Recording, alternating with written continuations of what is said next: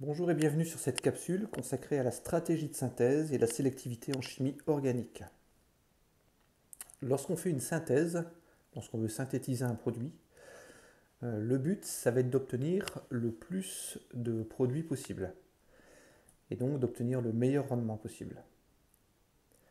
Pour obtenir le meilleur rendement, on va pouvoir agir sur plusieurs paramètres. Alors on peut choisir les réactifs et leur quantité, on va pouvoir agir sur le choix du solvant, sur le catalyseur éventuellement qu'on voudra ajouter pour accélérer la réaction, et puis sur certains paramètres comme la température, le pH, etc. Il faudra aussi choisir un montage pour effectuer la réaction. Alors par exemple, on donne cette réaction-là, et on vous demande donc dans cette réaction de repérer les réactifs, le solvant, le catalyseur et les paramètres de la réaction. Alors dans l'ordre, les réactifs, c'est facile, ce sont les deux molécules donc, qui vont réagir ensemble. Ensuite, le solvant, on va le trouver autour de la flèche. Alors autour de la flèche, on a plusieurs choses, piperidine, éthanol et la lettre delta. Donc le solvant, souvent, c'est le corps le moins complexe. Donc ici, l'éthanol, ça sera le solvant. Et puis la piperidine, ça sera le catalyseur. La lettre delta, ça va représenter le chauffage en fait. Pour accélérer la réaction, on va chauffer. Et donc quand on voit delta, c'est parce qu'on chauffe.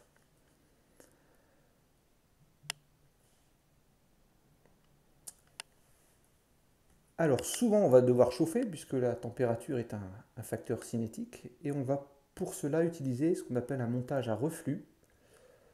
Donc on va travailler au laboratoire dans un ballon et ce ballon on va le surmonter d'un réfrigérant.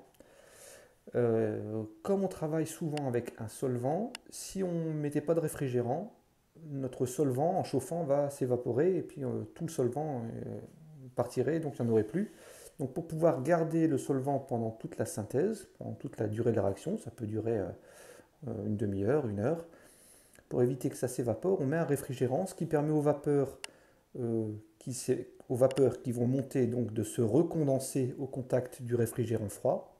Hein, c'est un récipient à double paroi dans lequel circule de l'eau froide. Et donc ces vapeurs vont se recondenser et retomber dans le ballon. Donc, de cette manière-là, le solvant ne pourra pas s'évaporer. Alors pourquoi est-ce qu'on ne met pas tout simplement un bouchon? Si vous mettez un ballon et juste un bouchon et que vous chauffez, avec l'évaporation du solvant, ça va augmenter la pression, puis votre bouchon il va sauter ou votre ballon va exploser. Donc pour éviter ça, on travaille avec un réfrigérant ouvert sur l'air ambiant. Donc on va synthétiser un produit. Alors la plupart du temps, le produit qui va être synthétisé, on aura un liquide qui sera homogène. C'est-à-dire qu'ici on a par exemple la synthèse du paracétamol. Et le paracétamol ici, il est liquide et mélangé avec le solvant. Et nous on voudrait récupérer seulement le paracétamol. Donc pour récupérer seulement le paracétamol, on va faire ce qu'on appelle une cristallisation. C'est-à-dire qu'en fait, on va placer notre produit et notre solvant dans un bain d'eau glacée. Et puis, en refroidissant, donc, le paracétamol va cristalliser avant le solvant. Alors, pour aider un petit peu à cette cristallisation, on peut gratter avec un bâton en verre au fond de l'Erlenmeyer. Et voilà, on a l'apparition des cristaux une fois que c'est suffisamment refroidi. Donc on va agir sur certains paramètres comme la température. Ça peut être aussi le pH qui va permettre la formation des cristaux. Donc une fois que ces cristaux sont formés, c'est facilement récupérable juste en filtrant. Pour séparer les cristaux du solvant, on va juste filtrer. Alors on va filtrer pas juste sur un filtre, mais la plupart du temps on va utiliser un Büchner. Hein, ça permet d'accélérer la filtration par aspiration. Et donc les cristaux vont rester sur le papier filtre, tandis que le solvant va tomber dans la fiole à vide. Et donc de cette manière-là, on aura bien séparé notre produit du reste de ce qui était contenu dans l'Erlenmeyer. Une autre façon de séparer, ça peut être une extraction par solvant. Alors ici, par exemple, on a de l'eau qui contient du diode. Donc de l'eau avec du diode. Le diode dans l'eau est de couleur orange. Donc cette phase aqueuse est orangée. Et on va séparer en utilisant du cyclohexane. Donc le cyclohexane, il est plus léger que l'eau, il surnage au-dessus de la phase aqueuse. Il est incolore aussi. Donc on met ça dans une ampoule à décanter. Et quand on agite bien pour bien mettre en contact le diode avec le cyclohexane, et bien, tout le diode va se retrouver dans la phase supérieure, c'est-à-dire dans le cyclohexane. Et donc on a réussi à extraire ce diode de la phase aqueuse. Vous voyez que l'eau en dessous est devenue complètement incolore, donc il n'y a plus de diode dans cette eau-là. Ça veut dire que le diode, pour cela, il est plus miscible dans le cyclohexane que dans l'eau. Donc ça, c'est la condition pour réaliser une extraction par solvant. Quand vous faites une extraction par solvant, on a deux solvants qui ne se mélangent pas, forcément. Donc le plus dense est en dessous, le moins dense est au-dessus. Ce n'est pas toujours l'eau qui est en dessous. Dans cet exemple-là, l'eau, elle est au-dessus. Mais il faut que le solvant extracteur soit non miscible avec le solvant initial et que l'espèce à dissoudre doit y être plus soluble. Donc on a extrait notre produit, on va devoir le purifier. Alors pour le purifier, on peut soit chauffer, soit refroidir. Si on chauffe, on va faire une distillation, donc une distillation standard. Donc on chauffe dans un ballon, le ballon surmonté d'une colonne. Ensuite, on a le réfrigérant où les vapeurs vont se condenser. Et donc on récupère le distillat qui est pur par rapport à ce qu'on avait dans le ballon. Ou alors on peut faire une recristallisation, c'est-à-dire refroidir, à nouveau récupérer les cristaux uniquement pour les séparer du reste.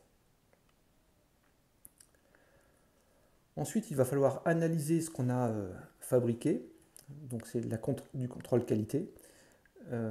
Si on avait un solide, pour analyser ce solide, on peut vérifier sa température de fusion, on peut vérifier aussi le spectre infrarouge ou RMN, ou on peut faire une chromato. Si on a un liquide, à peu près les mêmes possibilités, sauf qu'à la place de la température de fusion, on aura la température d'ébullition. Alors on peut aussi mesurer l'indice de réfraction, si ce liquide est suffisamment translucide. Indice de réfraction, donc la température d'ébullition, également les spectres, infrarouge ou RMN, et puis la chromatographie. Donc là, on va pouvoir vérifier la pureté du produit qui a été formé. Et maintenant qu'on a le produit formé, on va pouvoir calculer le rendement. Alors le rendement, c'est la quantité de produit obtenu divisé par la quantité de produits qu'on aurait pu obtenir en théorie, de manière idéale. Donc ça se calcule par la relation quantité de matière expérimentale divisée par quantité de matière théorique qu'on aurait pu avoir, multiplié par 100. La sélectivité en chimie organique, le problème avec les molécules organiques, c'est que souvent elles sont polyfonctionnelles. Ça veut dire qu'elles portent plusieurs fonctions chimiques. Et quand on va faire une réaction avec ces molécules qui portent plusieurs fonctions chimiques, eh ben, toutes les fonctions chimiques vont pouvoir réagir. Et donc il y a des réactions parasites qui vont avoir lieu et qu'on ne voudrait pas. Par exemple, si je prends cette molécule organique-là, dans cette molécule-là, on peut retrouver plusieurs groupes. Alors il y a le groupe carboxyle ici, le groupe amine, et le groupe hydroxyle. Donc trois groupes caractéristiques, ce qui donne lieu donc à trois fonctions chimiques.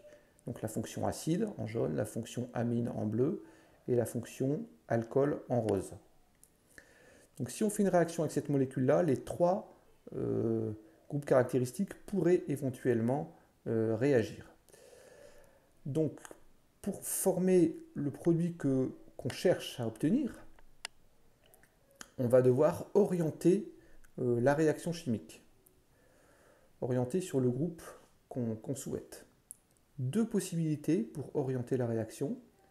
Soit on utilise des réactifs qui vont être sélectifs, donc des réactifs chimiosélectifs, ça veut dire qu'ils vont réagir seulement avec un seul type de groupe caractéristique. et donc il ne réagira pas sur les autres groupes caractéristiques. Donc dans ce cas-là, on est tranquille. Mais si ce n'est pas le cas, si les autres groupes peuvent aussi réagir, on va devoir protéger. C'est-à-dire que les fonctions chimiques indésirables, on va devoir les bloquer en faisant réagir une autre substance. On va les neutraliser. Et puis, une fois qu'elles ont été neutralisées, on peut faire la réaction chimique qui nous intéresse. Il ne faut pas oublier derrière de déprotéger, de déneutraliser les fonctions qui nous posaient des soucis.